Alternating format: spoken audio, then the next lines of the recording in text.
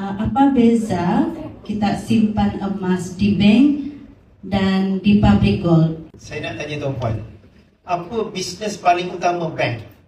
Bank bisnes dia ialah jual hutang. Apa bisnes public gold? Emas. Public gold adalah pengeluar emas yang terbesar di Malaysia. Daripada kilang kita buat sendiri sampai emas di tangan kita, semuanya public gold. Jadi fokus bank ialah jual hutang, fokus public gold jual emas. Saya boleh cerita, nak detail tu kita tak ada masa panjang lah. Tapi kalau tuan-puan nak menabung emas, public gold lah cara yang paling mudah, paling murah dan patut syariah.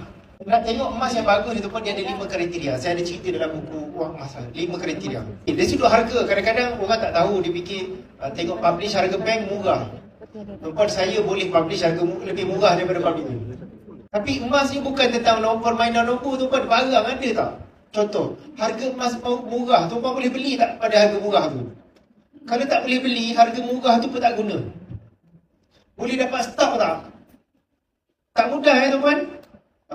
Dengan public gold, tuan-puan boleh beli emas pada bila-bila masa dan pada keadaan harga berapa sekalipun. Contoh, harga emas murah pukul 12 malam, dah nak tidur dah ni. Tuan-puan boleh lock harga, boleh bayar dalam masa 3 hari. Emas tu confirm boleh dapat. Berbeza dengan pengeluar emas lain yang bukan sahaja bank. Nampak murah, tuan-puan kena pergi.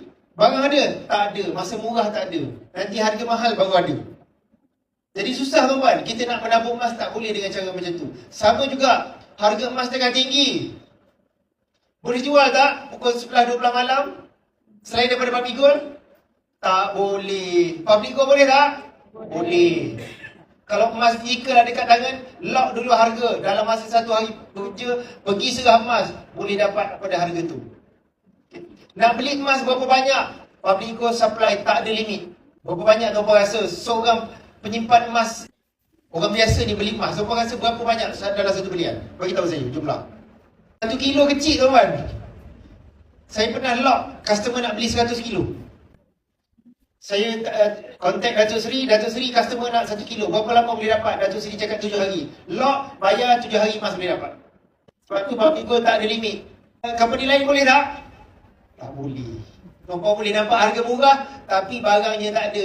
Harga murah, barang tak ada pun tak guna. Okay? So kalau nak emas, public gold. Public gold adalah pengeluar emas yang terbesar di Malaysia. Okay? Nak beli emas, public gold sangat mudah tuan-puan. Sampai barang yang atas kantin pun boleh beli emas. Betul tak?